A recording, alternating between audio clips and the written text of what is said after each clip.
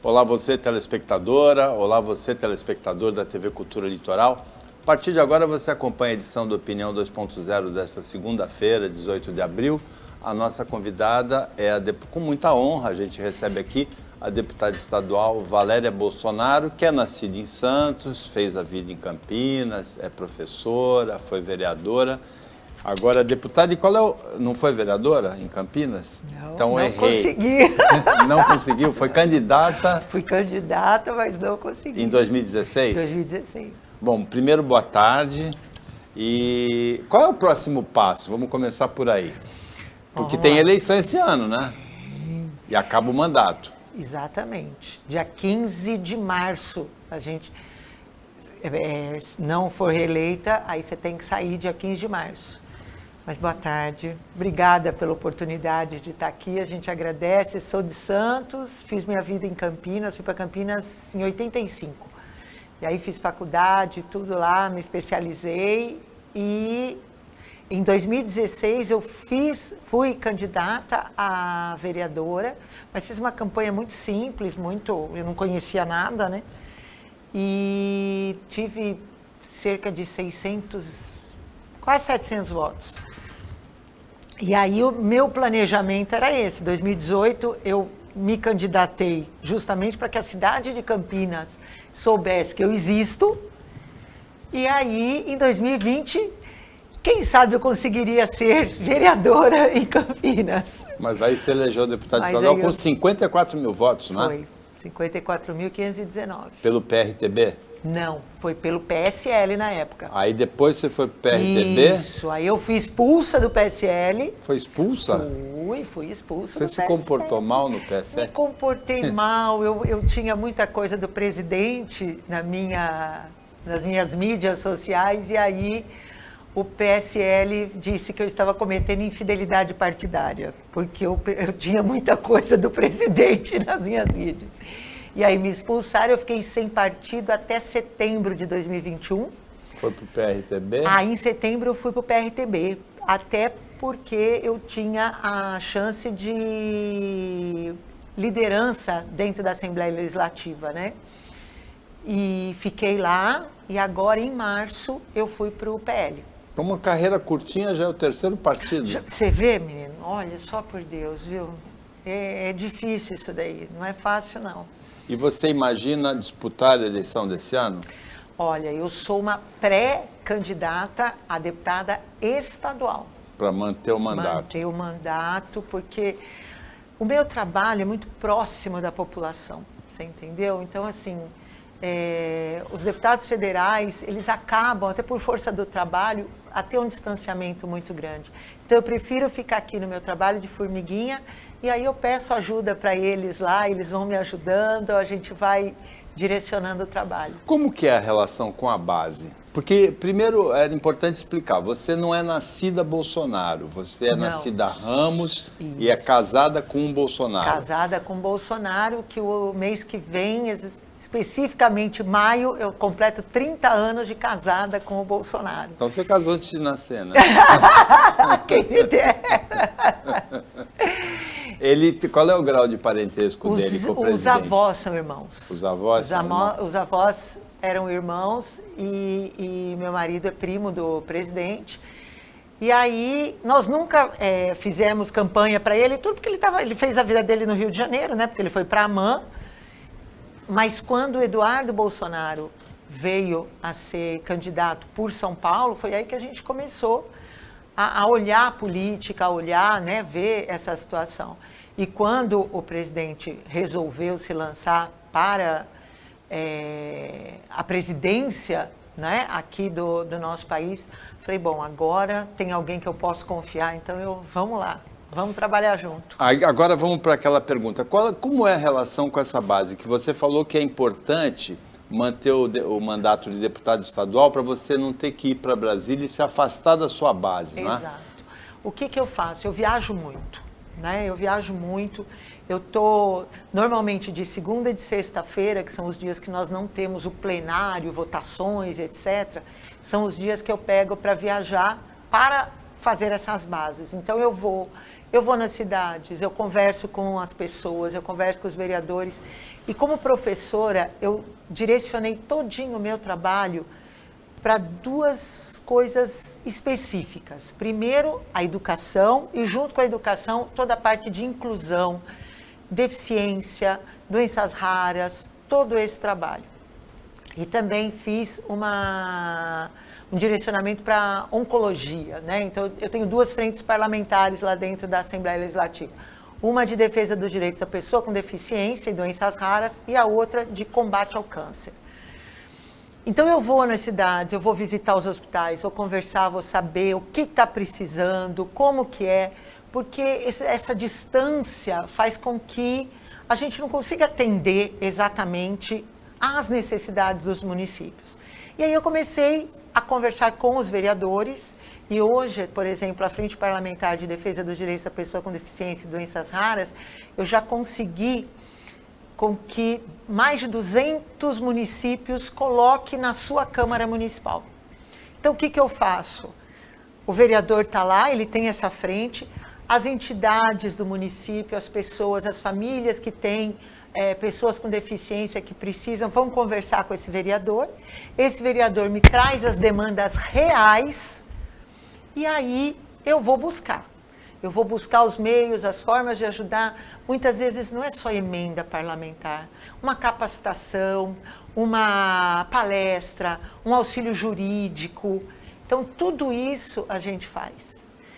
E eu tenho alguns problemas, né, assim diríamos, com o governo do estado, que acabou de sair, né, o governador do estado. Então, eu fui para a esfera federal. E lá eu fui fazer parcerias com o ministério da nossa ex-ministra Damares, do nosso ex-ministro Marcos Pontes, do nosso ex-secretário de Cultura, Mário Frias, e conversando com deputados federais, que eu vou fazendo. Eu fiz um grupão, e aí o que eu faço? Essas demandas chegam para mim, eu vejo o que eu posso atender e vou conversando com eles. Vou para Brasília, vou atrás de ministério, vou atrás de deputado para me ajudar. Agora, você concentra essa atuação nos municípios da região de Campinas? Porque a região de Campinas tem quase 60 municípios, é muito grande, né? A região metropolitana são 22 e a região administrativa são 93. 93? 93. Então, é bem grande, né? Você tem algum carinho especial por algum desses municípios, não? Olha... Jaguariúna... Não, a gente faz... O que Rio acontece Claro, é o seguinte, né? Às vezes a gente consegue alguns locais que têm um trabalho muito forte com a parte de inclusão, de trabalho de assistência aos deficientes. Em Jaguariúna, por exemplo, nós temos um centro especializado em autismo, né, que é o CAGE. Então, é um lugar que atende pessoas com deficiência, porque tem também a ecoterapia e tem todas as terapias para atendimento e desenvolvimento dos autistas. Então, a gente faz um trabalho mais próximo, vamos colocar assim. Inclusive, nós tivemos uma perda enorme. Quem levava essa instituição, uma menina de 32 anos que veio a falecer com um infarto fulminante, foi assim muito triste, muito triste. Em Jaguariúna? Em Jaguariúna. Agora, Paulínia, quando você chega lá, o pessoal fala, não, a cidade é rica, não precisa de ajuda? Mais ou menos, não é bem assim não. Não é assim? Não Mas tem, é um dos municípios mais ricos do estado de São Paulo, não é? Então, o grande problema é o direcionamento, né? Não chega ali na ponta, muitas vezes. Acaba sendo usado para outras... A cidade é muito rica, mas tem a periferia muito pobre. Exato. E a parte de pessoas com deficiência, infelizmente, é uma população que ficou muito à margem da sociedade. Muito, muito, muito, por muito tempo. Então, você chega nas cidades, as entidades, principalmente por conta da pandemia, as entidades estão desesperadas, porque ficaram sem poder fazer os bingos, as pizzas, tudo aquilo que se fazia para conseguir arrecadar dinheiro para tocar essas entidades, né, acabou ficando sem nada. e muitas delas precisando de ajuda. Campinas, propriamente onde você mora, tem um cinturão de favelas e tem uma violência, uma cidade hoje muito alta, violenta, né? Muito. Campinas tem vários bairros que, infelizmente, são bairros conhecidos pela população e pela segurança pública como bairros que você não chega nem perto, né? Porque você sabe que é tráfico, E é um fenômeno recente, né? De 2, 3 décadas para cá, né?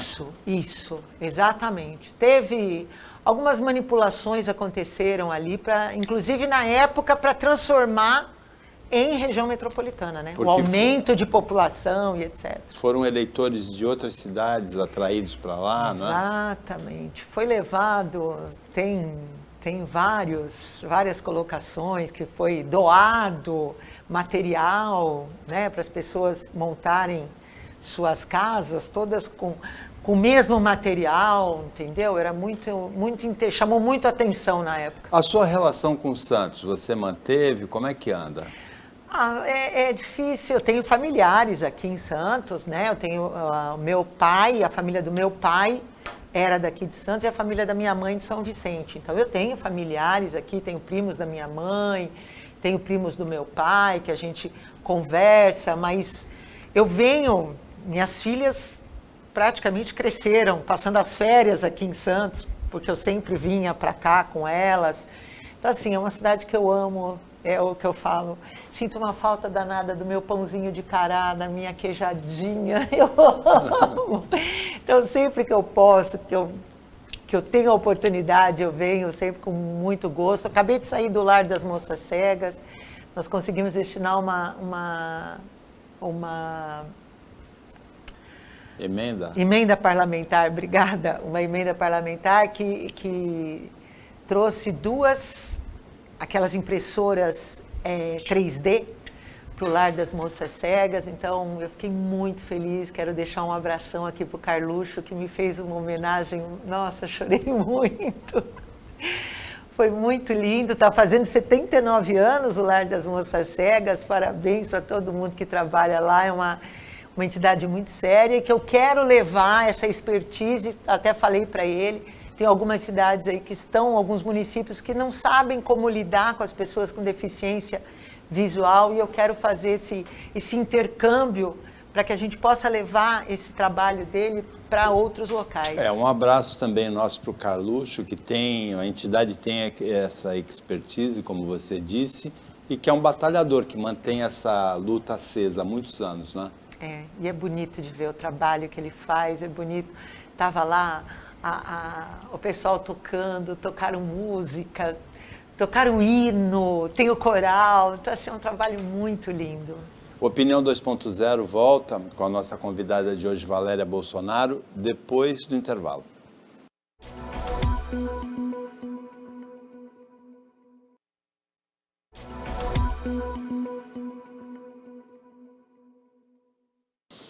Voltando com a Opinião 2.0, que nesta segunda-feira tem a honra, o prazer de receber a deputada estadual Valéria Bolsonaro. Deputada, nós temos recebido aqui, por coincidência, colegas seus de Assembleia. A Janaína Pascoal esteve aqui na semana passada, o Ricardo Melão esteve na semana retrasada e a professora Bebel um pouquinho mais. Com todos três, nós conversamos um dos grandes temas da Assembleia Legislativa da Política de São Paulo nesse ano, que foi a reforma da carreira de professor, da carreira do magistério, proposta pelo governo João Dória e aprovada quase com uma votação muito expressiva na Assembleia. A deputada Valéria Bolsonaro pode falar com bastante propriedade sobre essa reforma, sobre esse projeto aprovado, porque, inclusive, exerceu o cargo de professora na rede estadual, não é? E também é da rede municipal, não é? Como é que foi? Como é que é o projeto? Porque a professora Bebel falou muito mal do projeto. O Ricardo Melão e a Janaína Pascoal já gostaram mais do projeto. Eu falo que o Dória, ele desperta o que a gente tem de pior, né? E aí eu tenho que concordar com o PT. Você entendeu? É muito difícil, mas é complicado porque, assim, é uma carreira O que eles colocaram ali foi uma carreira que não tem ali, no projeto, não tem os pormenores. Vai beneficiar o professor como? Se eles equipararam um professor que já tem anos de carreira com um que está entrando, vai ter o mesmo salário. Então, eu já não vejo benefício nenhum. Eles tiraram a parte de quinquênio, sexta parte, eles tiraram tudo isso dos professores que vão optar por essa nova carreira. Porque o que eles querem? Eles colocaram essa nova carreira para extinguir a carreira que eu, por exemplo, me aposentei. Mas o que eu vejo ali, o que falta é uma clareza. O professor vai ganhar tanto se ele tiver um doutorado. Tá, doutorado no quê? E vai trazer, esse doutorado vai ser aplicado como? Como que vai ser essa cobrança? Você percebe? Então, a gente não tem nenhum tipo, não teve nada de inovador no projeto. Inovador não teve nada. Ele tirou os benefícios que o professor tinha, que era a sexta parte, quinquênio. Essa colocação que ele faz, nós temos o que eu quero é que coloque uma forma, por exemplo, uma parceria com uma Unicamp, com uma USP, para que a gente possa fazer um mestrado, um doutorado com bolsa. Né? Entendeu? É muito melhor do que dar 10, tira dinheiro do nosso salário e depois dá 10% de aumento. Quer dizer, não tem. Que capacitação eu vou conseguir fazer? Eu dava aula 3 períodos por dia. Eu dava aula em todos os períodos porque eu tinha filho para sustentar, casa, tudo. Como é que você faz? Então, assim, que hora que esse professor vai fazer essa capacitação? Ele fala em dar... Quer dizer, esse professor que já tem toda essa expertise de 10 anos, 15 anos, vai ganhar a mesma coisa que um que está entrando agora? Agora, é optativo, né? O professor que está na rede, ele pode manter a carreira antiga ou optar pela nova. Qual é a tendência? Exato. Pelo que eu estou vendo, pouquíssimos vão optar pela nova. Só que o que ele fez no projeto? Quem fica na antiga não tem reajuste de salário. Menor. O que menor. É perverso, não é? Você entendeu? Tem um ajuste de salário menor. Então, é isso que eu falo. É muito triste você ver isso. Por exemplo, eu vejo o Rossielli, que era o secretário de Educação, falar que, nossa, nós vamos fazer o PEI, que o projeto de educação integral, de escola integral... Escola integral... Você já viu o estado que estão as escolas estaduais? Os presídios estão em melhores condições que as nossas escolas estaduais. E aí vai manter um aluno 7 horas dentro de sala de aula? Não tem. As quadras estão todas arrebentadas. Não tem professores, por exemplo, de teatro, música, psicomotricidade. Não tem. E não vão contratar. Então, que escola integral é essa? Você acha que uma criança hoje, tendo em casa celular, iPhone, iPad, não sei o quê, um monte de mais Netflix e não sei o quê, vai ficar trancado dentro de uma sala de aula durante 7 horas, sem nada? A deputada acredita que o único caminho para o Brasil dar um salto de qualidade de vida da população, dar um salto no desenvolvimento, é a educação? Sem dúvida nenhuma. Sem dúvida nenhuma. Mas uma educação de qualidade. Por exemplo, eu tenho vários projetos meus que estão parados lá na Lesp. Por quê? Porque não se anda, né? Eu escutei do líder do governo. Não vou pautar seu projeto porque o governador não pode vetar um projeto desse. Eu falei, mas não é para ele vetar. Agora, a gente passa do governo estadual para o federal. A deputada é Bolsonaro. Sim. E uma das críticas principais que esse programa faz ao governo federal é a gestão da educação. Com aquele ministro colombiano no início, depois o Weintraub, que esteve aqui e foi criticado aqui, em loco, na presença dele. Depois aquele que tinha o currículo falsificado, que acabou não ficando. E depois esse pastor Milton Pires, que também é daqui de Santos, né? E que acabou saindo com essas acusações, com aquele áudio de que direcionava verbas por influência dos pastores indicados pelo Jair Bolsonaro. A deputada também critica a gestão federal? Olha, a gestão federal, o que eu tenho para falar, primeira coisa que a gente tem que levar em consideração. Na época do impeachment da Dilma, todos aqueles que estavam pendurados naquele governo foram todos jogados na pasta da educação. A pasta da educação estava infestada, inchada, cheia de gente que não entende absolutamente nada de educação. Então começamos a situação difícil por aí. Depois, você tem, não adianta, né, que é 4 anos que o presidente tem. Só que foram mais de 20 anos, porque hoje a gente sabe que não é só a gestão PT. A gestão PSDB também destruiu a educação. E eu tenho, porque era daqui o governador do estado que instituiu a progressão continuada. Paulo Freire e educação continuada no estado. E acabou com a nossa educação. Né? Ele era, na época, o governador do estado de São Paulo. Mário Covas, exatamente. Rose Neubauer. Entendeu? Então, assim, a gente tem alguns problemas muito graves. Então, você entra um presidente novo, põe um novo ministro, aí o ministro põe lá algumas pessoas, né, de sua confiança, só que para baixo, o que você tem para baixo? Pessoas de carreira.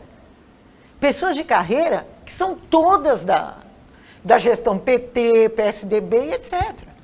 Agora, o país não precisa de um pacto nacional pela educação que não seja de governo, que seja de Estado, como foi feito na Espanha, como foi feito no Chile, como foi feito na Irlanda, que sai um presidente e o projeto tenha continuidade? Concordo em grau, gênero e número com você. Agora, a pergunta é, você entra no Ministério da Educação, tudo lá é tripartite. Ou seja, governo federal, o governo estadual só faz o que o governo federal na educação pede se ele quiser, e o prefeito lá na ponta só instaura o que o governo estadual quer se ele quiser. Então, você percebe a dificuldade? Nós temos, por exemplo, uma pessoa maravilhosa na alfabetização. O secretário de alfabetização do MEC é fantástico, Carlos Natalin. O trabalho que ele fez de alfabetização é maravilhoso. Então, assim, por que esse trabalho ainda não está nas escolas do estado e dos municípios? Nós temos lá o Conta Pra Mim, eles desenvolveram um software que é um jogo de game para criança, o Grafema, ai, me fugiu o nome, mas eu vou descobrir, que faz justamente, ajuda a criança em toda a sua alfabetização. Então, assim, nós temos uma coisa maravilhosa que foi feita, mas se o governo do estado não pega, o governo federal não pode impor. Se o prefeito não aceita o que o governo estadual fala, também o governo estadual não pode impor para o prefeito. Então, essa separação prejudica muito exatamente esse pacto que tem que ser feito. E como que você faz isso? Como é que você vai juntar e fazer esse pacto se hoje nós temos um problema seríssimo, né, de justiça no nosso país, de uma insegurança judiciária absurda? Para quem que a gente reclama? Opinião 2.0 volta depois do intervalo.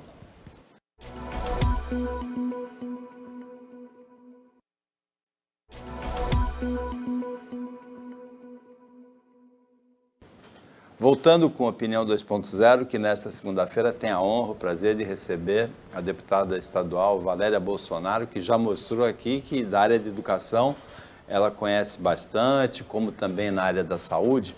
Agora, a Assembleia, para uma mulher, nesse ano, especialmente nesses 2 últimos anos, foi um ambiente muito pesado, porque houve 2 episódios que ganharam repercussão nacional e internacional que aconteceram na Assembleia de São Paulo, que foi o caso do deputado Fernando Cury apalpando a colega Isa Pena, e depois o deputado Arthur Duval, Mamãe Falei, se referindo de maneira grosseira assim, pesada às mulheres ucranianas. A Janaína Pascoal, aqui na quinta-feira passada, ela disse que ela se surpreendeu porque o Fernando Cury não foi cassado por um acordo que incluiu a Isapena. Ela falou em primeira mão isso aqui.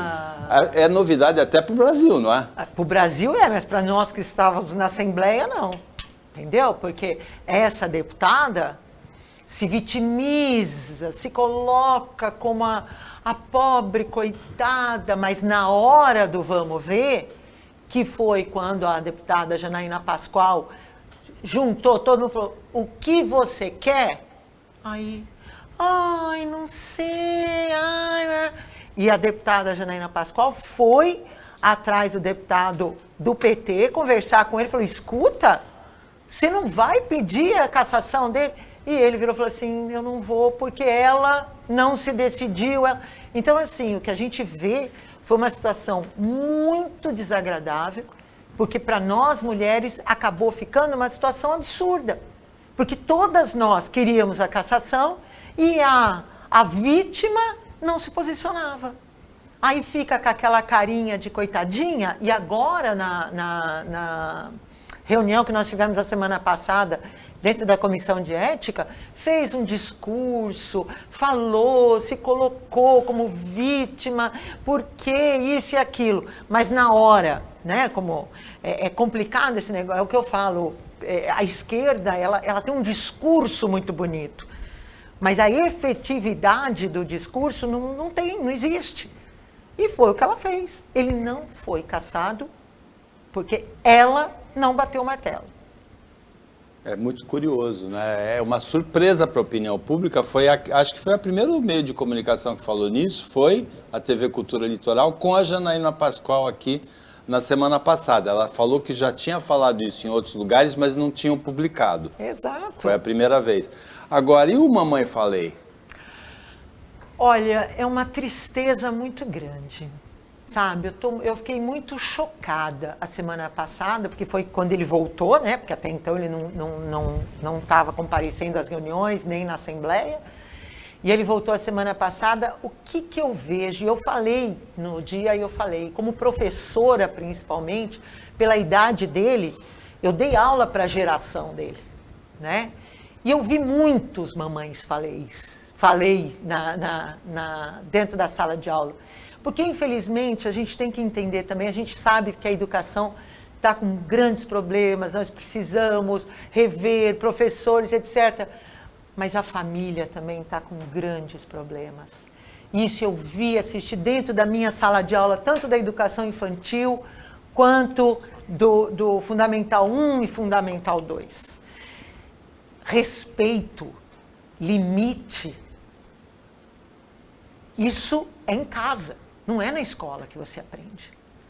E, infelizmente, há algum tempo já, o que a gente percebe dentro da sala de aula? A criança chegar para você, uma criança, um adolescente, professora, você está aí me dando bronca, e você fala para o aluno, vou chamar sua mãe na escola. Pode chamar. Chama. Você acha que ela vai brigar comigo? Então, você percebe que existe uma certa... Os pais, eu falo que eles se eximem um pouco da responsabilidade de criar um filho. E aí criam monstros. Porque o que eu assisti dentro da Comissão de Ética, na terça-feira passada, foi um monstro falando. Uma pessoa completamente desajustada, totalmente... Ele disse, inclusive, que ele seria cassado pelas qualidades dele, não pelos defeitos, né? Exatamente, pelas virtudes dele, porque ele falou que ele foi o deputado, que ele é o deputado que mais economiza na Assembleia Legislativa, que ele é o deputado que não gasta dinheiro, que tirou parece que era um subsídio que ia, uma gratificação que ia ser colocada para os funcionários, e aí ele foi lá e cortou. Aí é engraçado, e fica bonito falar isso, né? Eu sou o deputado que mais economiza. Esse dinheiro que economiza vai para onde? Essa é a pergunta. A população sabe para onde que vai esse dinheiro que ele economiza? Foi para a mão do João Agripino. Ficou tudo lá na mão do João Agripino, que hoje está usando para quê? Para publicidade. Para fazer campanha. Porque o dinheiro que não é gasto dentro da Assembleia Legislativa, ele volta para a mão do governador. E o governador faz o que ele quer com o dinheiro. E está aí o resultado. Então, assim, agora eu pergunto, quais são os projetos de lei que esse rapaz aprovou? O que ele fez para a população que votou nele aqui no estado de São Paulo? Você sabe alguma coisa que ele fez? Eu também não sei. E eu estou lá, hein? A atuação parlamentar muito fraca, né? Nenhuma, zero de atuação parlamentar. Ele só chegava no plenário quando tinham as discussões acaloradas, quando tinham projetos que eram polêmicos, porque daí ele chegava já com o celular ligado no YouTube para poder fazer um desrespeito total e absurdo com todos. Ele desrespeitou professores, ele desrespeitou funcionários, ele desrespeitou parlamentares. E não é a primeira vez que ele desrespeita mulheres. É previsível a cassação dele? Com toda certeza. Eu acho muito difícil algum deputado se levantar a favor. Agora, a deputada tem, e disse aqui que tem uma atuação também, uma área de interesse, muito foco na saúde. Sim. E tem uma questão muito importante para ser debatida, que é o aparelhamento, né, o gerenciamento de muitos equipamentos de saúde por organizações sociais. Como é que a deputada vê as organizações sociais gerenciando, gerindo equipamentos de saúde pública? Então, aí você cai numa situação muito difícil. Eu já vi excelentes trabalhos. Precisa contar pra gente. E já vi péssimos, então. E já vi péssimos trabalhos. Não precisa contar. Tem lugares que o gerenciamento é responsável, funciona, mas infelizmente são poucos e a maioria é esse problema. Por quê? Porque essas OSs, normalmente elas são de quem? É parente, é amigo, você entende? Não tem um direcionamento técnico. Falta técnica. Então, acaba indo para a mão de pessoas que não sabem gerir. Mas isso também a gente consegue enxergar dentro de hospitais. Porque nos hospitais, muitos hospitais têm problemas, por quê? Porque de vez de colocar administrador para gerir um hospital, coloca médico. O médico não tem formação de gerenciamento, né? De fluxograma, dinheiro que vai, que entra, que vai. Então, infelizmente, a gente tem muitos problemas. Eu particularmente, faria né? A gente tem que fazer uma limpa num monte de coisa, mas é pouco tempo e muita coisa errada. Por isso que eu falo, demora, não é do dia para a noite. Eu escutei um termo que é justamente esse mesmo, para você virar um transatlântico, não é numa guinada só, né? Amanhã você vai ver os transatlânticos virando, porque você vai na Jovem Pan, não vai? E do alto do estúdio da Jovem Pan dá para ver os navios de cruzeiro. Demora, não demora? Demora, é com o rebocador, é bem em frente ao estúdio da rádio. Demora. Eu acredito que tem... É um espetáculo bonito. Mas demora, né? Então, assim, a gente tem que ter um pouquinho de paciência para que as coisas vão entrando no eixo. E eu acredito muito que a gente tem grandes chances no ano que vem, com o nosso pré-candidato que está colocado aqui para o governo do estado de São Paulo. Eu acredito muito que nós temos um excelente horizonte. O seu partido não está querendo muito apoiar ele, não, né? O PL. Lógico que Sim, quer. Porque ele é PRT, ele é republicano, ele foi pro PR, né? Mas como não? Vai ele ser. Ele é o candidato do presidente, Jair Bolsonaro. Bom, deputada, foi um prazer receber a deputada aqui, realmente um prazer, uma honra.